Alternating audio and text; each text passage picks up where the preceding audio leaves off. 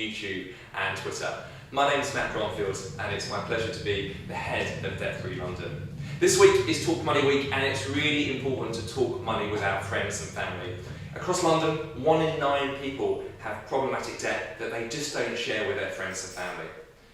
For Talk Money Week this week, we're live from Oxford Street at our pop-up location where we're broadcasting a series of webinars, seminars and offering free and independent debt advice to anybody that wants to come in and seek that.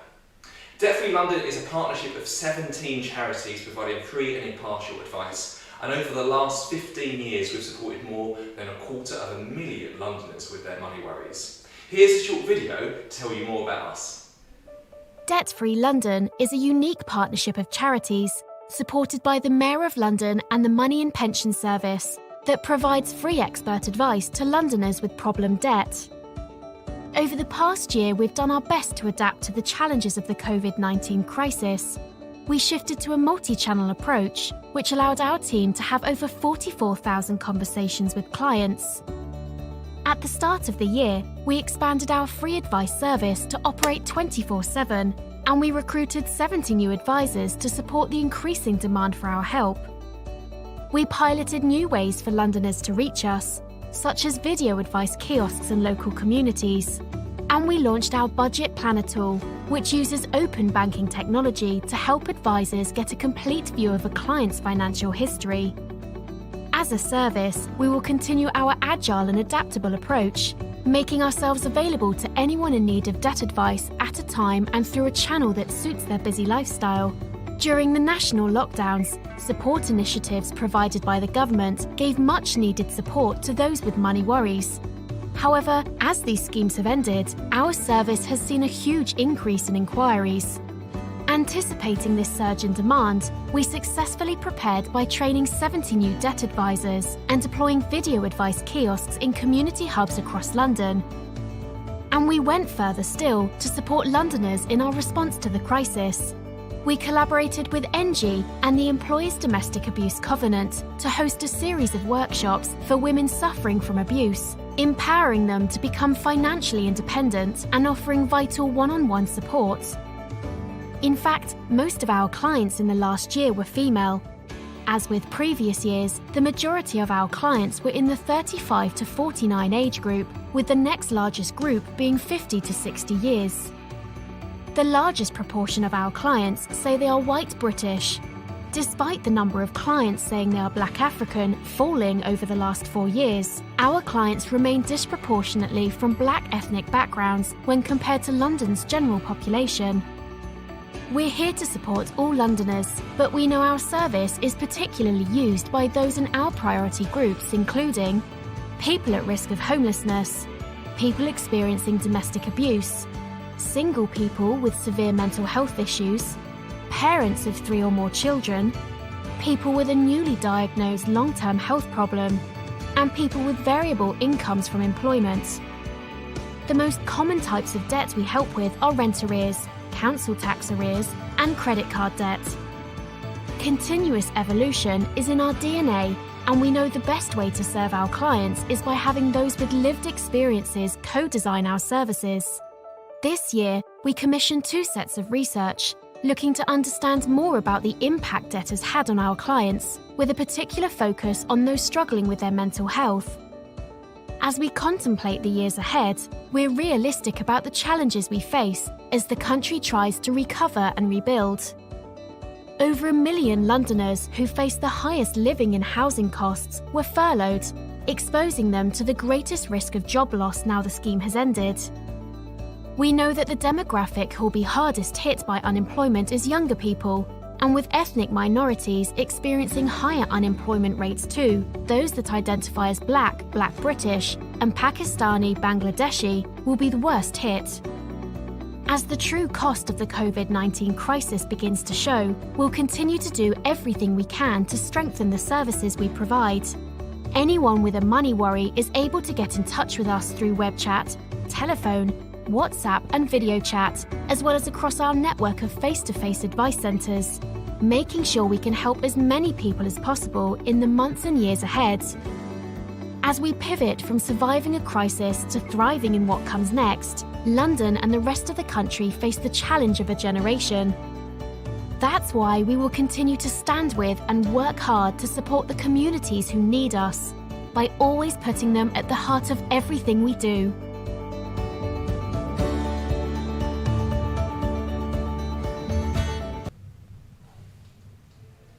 So as we said, there's lots of ways to get in contact and seek advice. If you are worried about money, our advisors are standing by now, and you can call us on free phone at 0800 808 5700, or to start a video chat online at our website at www.debtfree.london/video. But back to our webinar now, and we're going to talk around budgeting and how to start your own budget. I'm delighted to welcome one of our advisors, Taylor, to talk us through the webinar. Taylor, all yours. Thank you, Matt. Hello everybody. So my name's Taylor, as Matt said, and I'm going to talk through this short webinar on budgeting.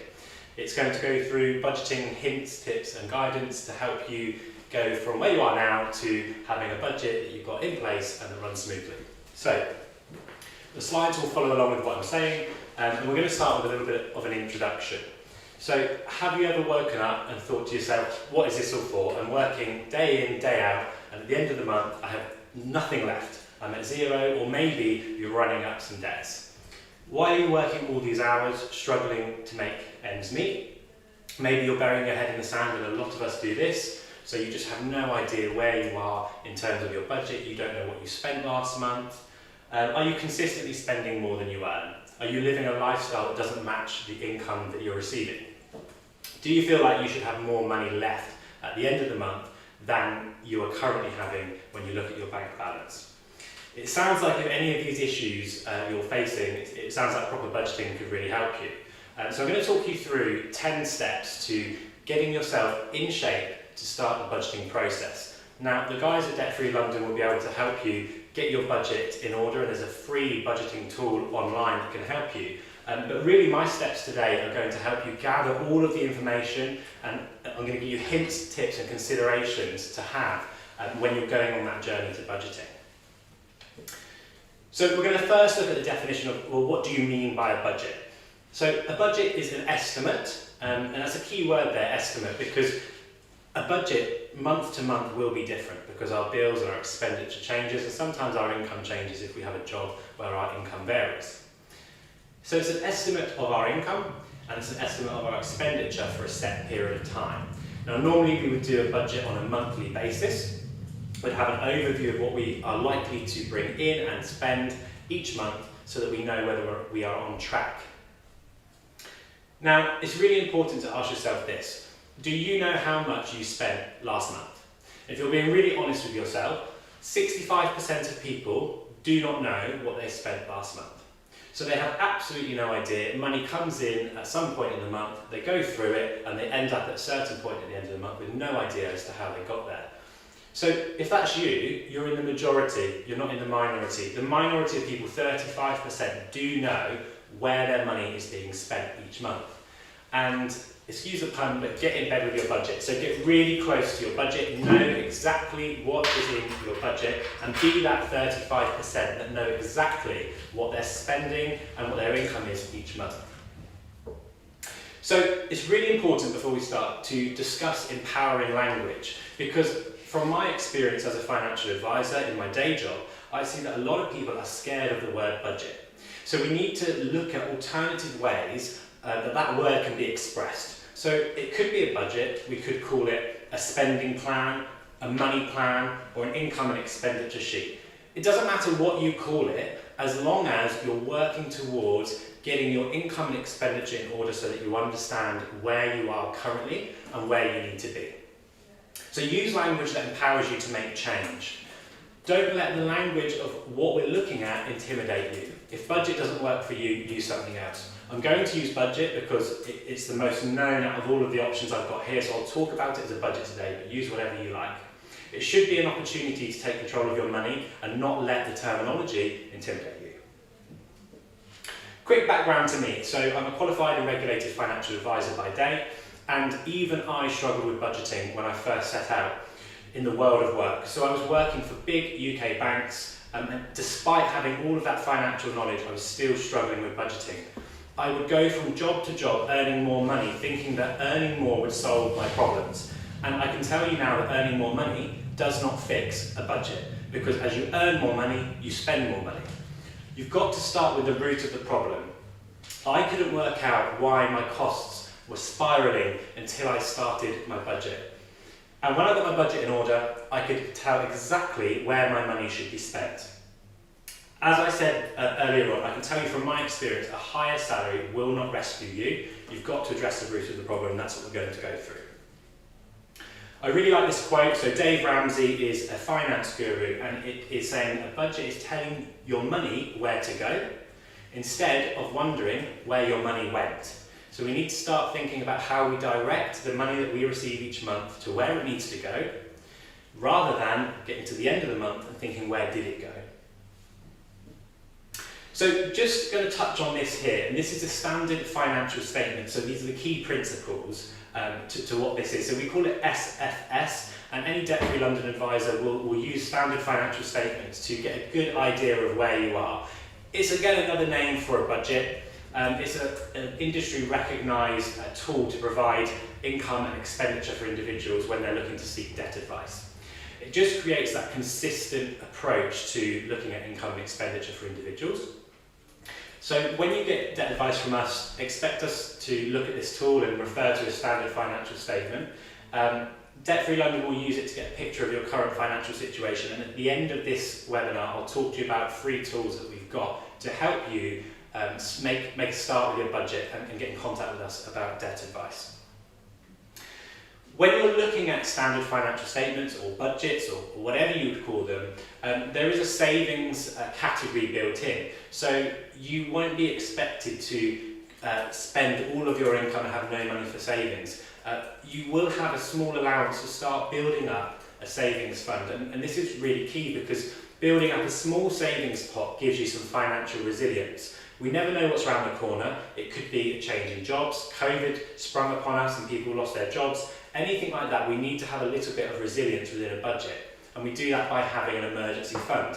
It's a different size for each person depending on what they spend, but as part of your budgeting process, you should be looking at how you can start to build a little bit of financial resilience and put some money away each month to build your emergency fund.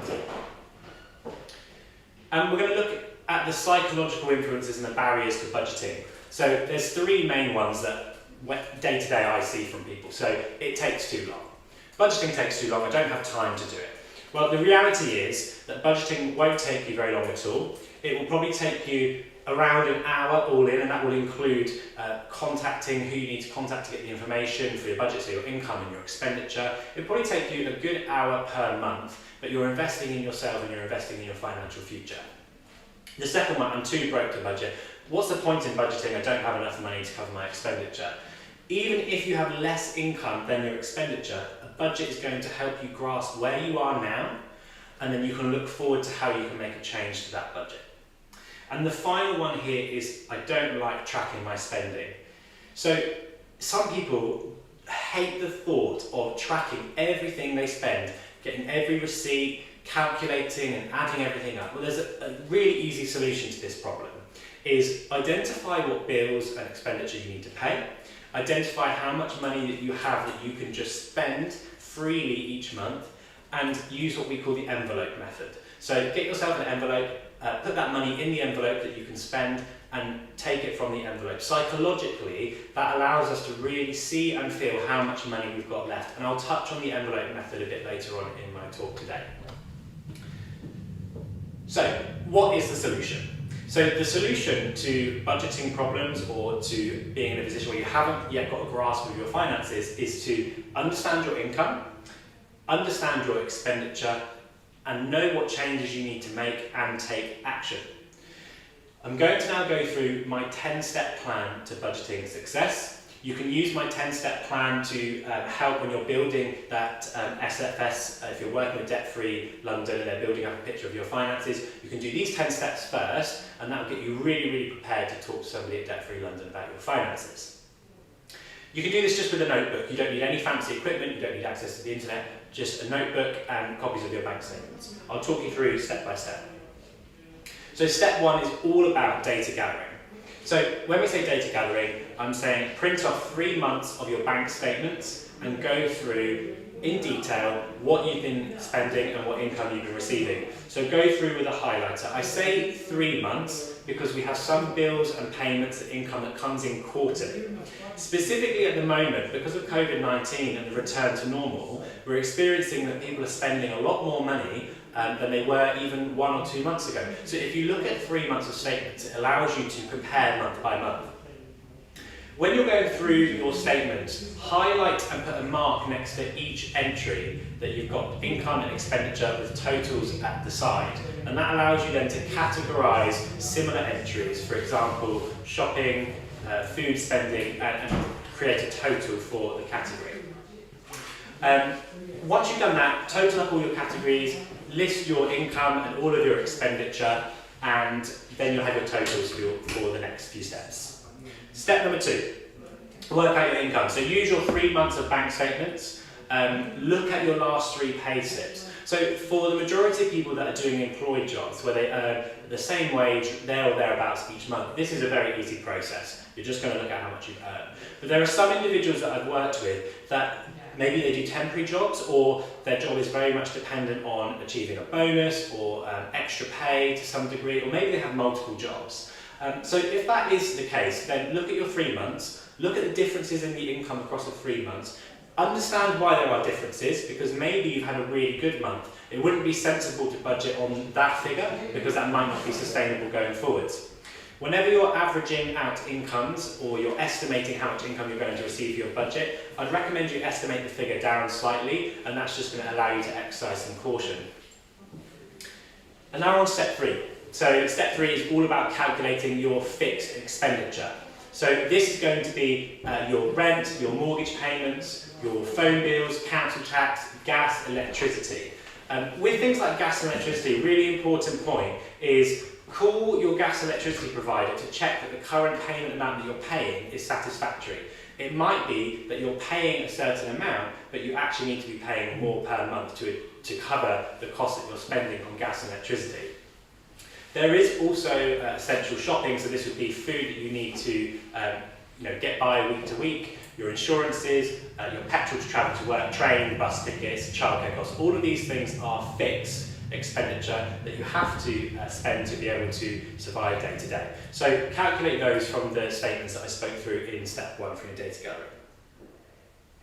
Step 4 is your variable expenditure. So these are things that change month to month, and this is where it will be really important that you're looking at a 3-month time period here so that you can get an average of what you're spending. You might have 1 month where you spend a lot socially, you buy lots of clothes, you go shopping, and then you rein it back in and you spend less in another month. So by looking at that 3-month period, you'll get a really good average as to what you're spending. Also, what's really important is holidays, okay? So we can do this budgeting process, we can look at the last 3 months, but you might have a shortfall if you're planning a holiday because they're usually annually or biannually. So think ahead, think if you've got any holidays planned, and if you have a holiday planned, take that figure, divide it by 12 and put that into your monthly budget. The last thing you want is to go along on your budget and then 1 month in the year come to a standstill where you owe a holiday payment and you haven't got the money to cover it. So divide it by 12 and add that into your budget. Things like days out with the children as well, they will be variable. For variable costs, we overestimate slightly on the variable costs. So when I said with the income, if income fluctuates, we go down slightly. If expenditure, you go up slightly, just to cover yourself with that. And the list goes on. There's lots of variable expenditure, and it will depend on your lifestyle. Really important tip here. So when I'm working with people and I'm talking about budgeting, the most important thing is that it's okay for it not to work. It's okay to set your budget today and for it to not work or for it to fail sometimes. You might go a whole month and it'll be absolutely fine and you hit all of your budget criteria. You might go another month where something happens that's out of the blue and your budget doesn't quite work. Sometimes life gets in the way, things are unexpected, so unexpected bills. I commonly see people lose sight of their budget because of this. So they put their budget in place and they try and go to use the budget. It doesn't work for a certain month because they've spent too much money, and then they fall off the bandwagon and they believe that the budget doesn't work.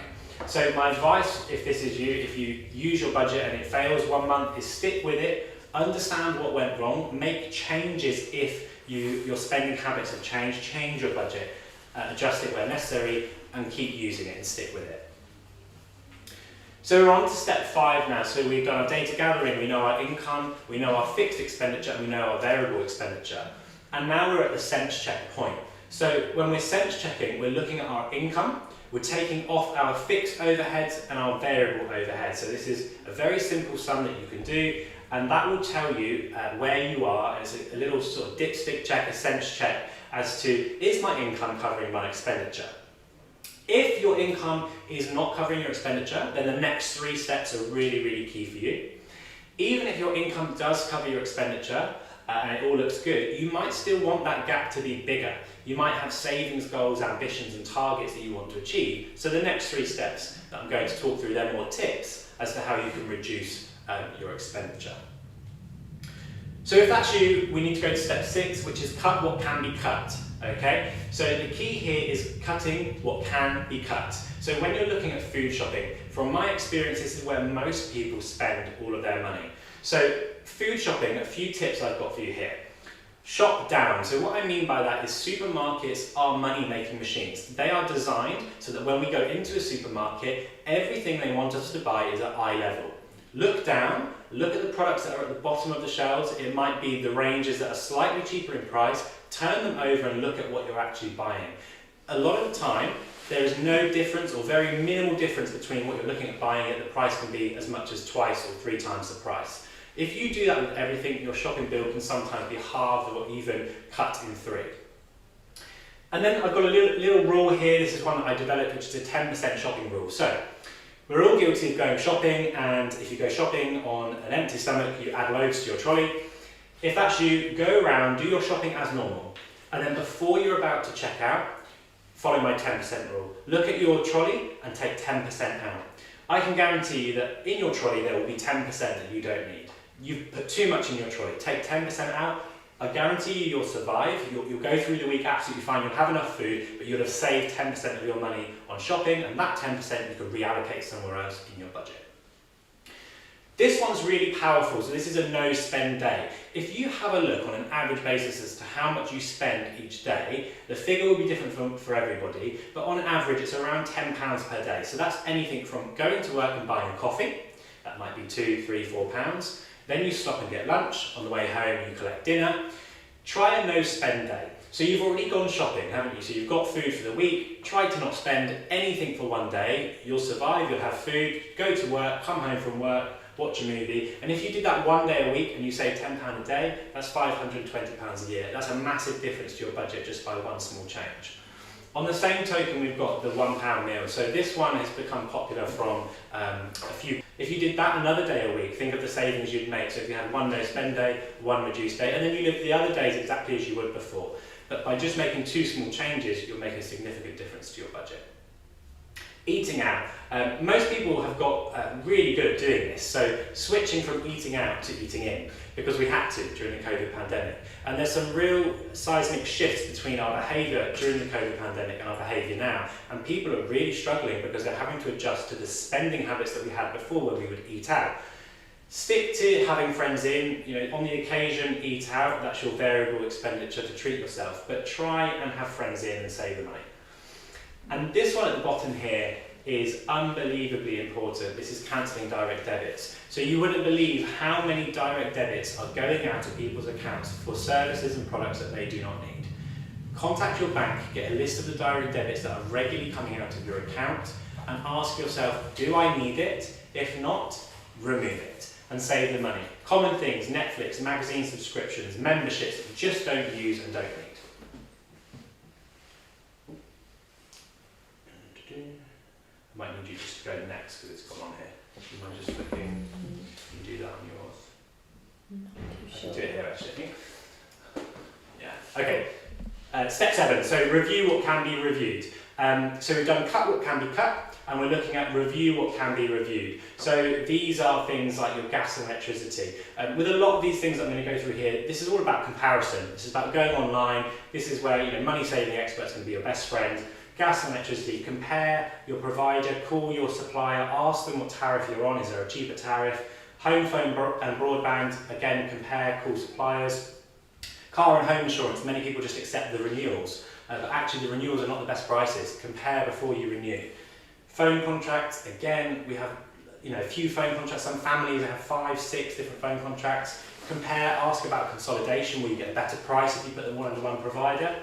And the bottom two here come with a big warning. So they're existing credit cards, loan debts and mortgages. Can you save money by moving credit cards, changing loans and mortgages? And I really suggest you get some advice before you do any of that, because what might look like a good deal from the front of the page might actually not be such a good deal when you look at the terms and conditions. So if you're not familiar with looking at terms and conditions in detail, get somebody to help you with this. But this can shave off thousands of pounds, specifically loan debts, where you can your credit score is improved and you can go onto a loan with a lower rate. I'll just flip this to the next one.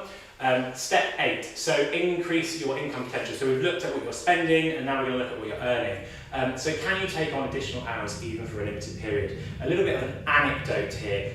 So I have a client, day to day I help people manage their money.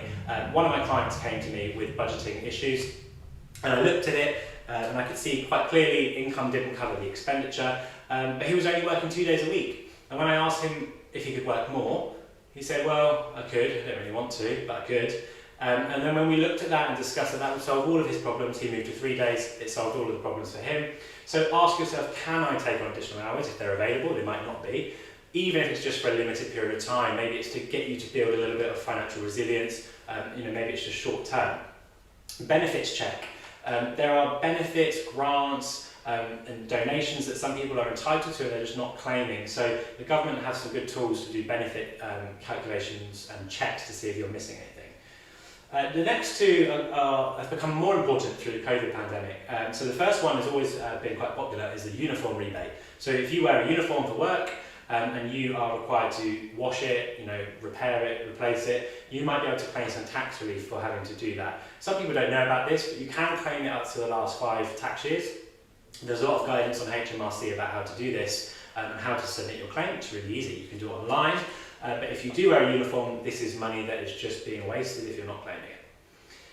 Work from home rebate. So if you're like me and you work from home through the COVID pandemic, and if you're staying now at home because your office has changed procedures and policies, you can get a work from home rebate. So it's £6 per week of tax relief as a standard rate. If your bills are more than that and you can justify it, you can claim additional amounts. So it's worth talking with HMRC about this one. Check your tax code. So many of us are on the wrong tax code. Make sure HMRC have got you on the right tax code. It's just a simple call to HMRC to ask them. And the final two here, so flog it. We've got so many things in our households, and you've probably seen familiar programs at the moment where they're going through and decluttering households. Go through yourself and ask yourself, do I really need this? Can I sell it? And put that money back into your bank account and into your budget. And bedroom rental. If you have the spare room or a bit of space that you could rent out, maybe Airbnb, is that an option? Could that be maybe even a temporary option to help relieve some of the pressure? Just going to flip to step 9. Oh, that one. So set up your money pots. So this is really, really key. So for individuals that I'm helping to manage their money, usually their issue is with themselves and with their ability to control what they're spending from the account, and really having that ability to stop spending. And banks make it really difficult. Contactless payments make it even more difficult because everything is just a touch away. So if you want to get into a really good position and get in control of your finances, you've got 2 ways of doing this. We've got the envelope method that I spoke about earlier in my talk, and we'll go through that in a second, or we've got what I call the money pots method. So really it's just having 2 bank accounts. So you'll have one bank account where you set up all of your bills to go out and your income to come in. I recommend that your expenditure, if you can, you get the direct debits and the payments to come out as close to your income, because that stops temptation of you taking that money. I put a line in here to say, don't forget that bank accounts lie to you. You might be shocked, but they do lie to you because they don't consider future payments. So many people put their card in a machine and look at what's available and they start spending, but without any thought as to what is yet to come out of their bank. So stop living by your bank balance. Have a bank account that is set up just for income and expenditure, and get that bank account to send your other ones some money for you to spend. You will then just use your second bank account, your spending pot, day to day, and you know that when that runs out, there's no more money in the pot. So when you're looking at direct debits, so expenditure direct debits, do it a few days after, the day after or 2 or 3 days after the income, just in case there's a problem with your income payment coming in. Okay, so final step, just before we do that, the envelope method is very similar.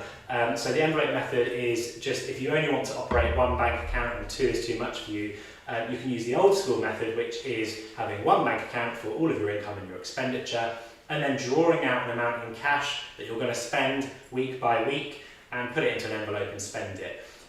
It seems a bit backwards because we're so contactless focused at the moment, but it's actually really good to help people feel their money and understand actually what they have left. When we're looking at contactless payments, we're not looking at our bank when we make the payment, we just tap and we spend. If we have cash and our cash is going down and our envelope is having less and less money, psychologically that really helps with the budgeting process. Of course, for the regular bills and the direct debits, they'll have to come out of the bank account, so you always need one bank account with this. It seems like a really strict measure, so when people use this envelope method first, and this is a renowned method for budgeting, it feels really odd because you almost feel like you're on holiday, you're giving yourself a little envelope budget, but it really does work, and it really is effective at helping you understand how much you're spending. And at the bottom here is such an important point, and we live our lives trying to bring our, it's about bringing your lifestyle to match your income. So many people are living their life trying to get their income to match their lifestyle. So they're living a lifestyle that their income isn't matching. Just take a step back. We need to get your lifestyle to match your income.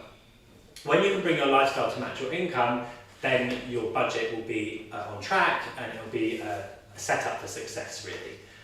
So I think we're now on to step 10, which is the review step. So everything I've said that we've gone through, you'll now be at the point of having your budget set up, and you need to review it monthly. So when you're very new to this budgeting process, review it monthly. Go easy on yourself for the first few months, maybe even the first year. It will not be right every single month and you'll make errors in your budget.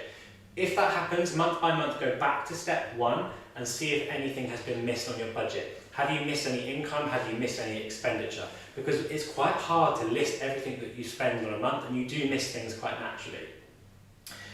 Once you've been working on your budget and maybe 3 months have passed and things start to stabilise, and you'll know they've started to stabilise because your situation will start to improve, then you can maybe move to quarterly reviews, unless a major change occurs between the quarters that you're reviewing, such as a job change or a new unexpected bill that comes in.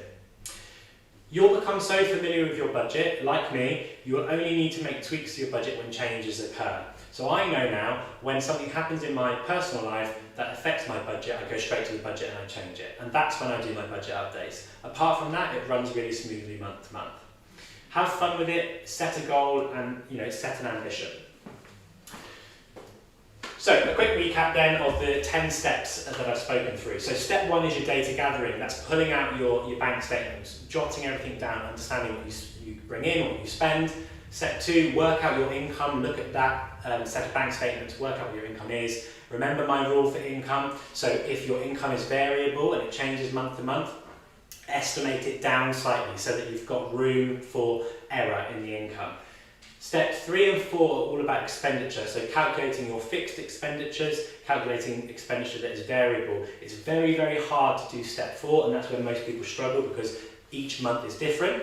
Take a good average on your variable expenditure, and remember I said with variable expenditure, estimate it up. So you've got room for manoeuvre with your variable expenditure. Step 4 is the amount, if you're using the envelope method, that you will send into the envelope or you will send to your other bank account to spend. That's the money that's variable and that you will have access to spend each month.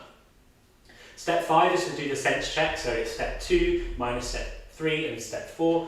It tells you whether you're on track for your budget. If not, we need to look at 6, 7 and 8. So cut what can be cut, the obvious things, review what can be reviewed, increase income potential if possible, and then once you've done all of that, you'll be ready to set up your budgeting pots, and then step 10 is review that month by month. So, There is a budget tool, so Debt Free London have a budget tool which is budget.debtfree.london. If you put the /login, it will take you straight to the login page. This is our free budget planner, so you can do the 10 steps that we've spoken about to get yourself ready for the budgeting tool. When you go into the budgeting tool, it's really useful. It will ask you information about yourself, but it will also connect with your bank, so it will pull a lot of that data through and can save you some time. It will also help you retrieve your credit report, because you're going to need to know what your credit report looks like to get debt advice. And once you've done all of that, you can send it into Debt Free London via the tool and you can get debt advice. So that's everything from me. I hope that's been a good overview, the 10-step process to budgeting. What we're going to show you now is just some feedback from some of the individuals that have received debt advice from us, just to show you the impact that it has and the difference that it makes. Thank you very much.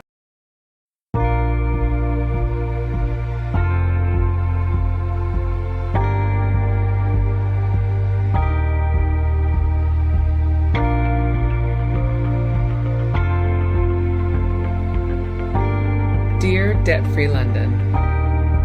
Hello, Debt Free London. Dear Debt Free London. Hello, Debt Free London. I've been really struggling with my financial problems, and until recently just wanted to disappear as I could see no way out. But with the support and advice I've had, I can see at least a glimmer of peace of mind. The fact that someone is actually trying to help and advise, showing genuine concern and support, it motivates me to actually talk and communicate with my debtors. I've recently faced hard times regarding a £9,000 debt when I was advised to speak to you by one of my friends. To keep things short, my advisor Uzma from your team at Hammersmith and Fulham called me back and was impressively calm and collected. She listened to the whole story and gave me advice on how to deal with paying back the debt in manageable manner. I owe some money and my advisor Vandana has helped me to handle the entire situation. I am not a permanent resident here. My advisor advised me what options I have. How should I proceed the matter with creditor? I had a very good experience with Jamie, an amazing guy who really made me feel at ease. He was also very helpful, and most especially, he understood where I was coming from. Alfred was very kind, patient and thorough when giving me the advice and information on what I could do and what options were available regarding my debts. He definitely went above and beyond to help me. My debt problems were having a disastrous effect on my mental health and were only going to descend further. The help I was given by your colleagues at the Mary Ward Legal Centre were instrumental in getting the debt vultures off my back and getting me essential breathing space to sort it out. The sharp practices by the debt agencies stopped almost immediately when they became aware of their involvement. If it were not for you, no one would have listened to my story. I am very grateful for your time and hard work. I would highly recommend Debt Free London to my family and friends, especially during these times. It was a helpful answer to my prayers.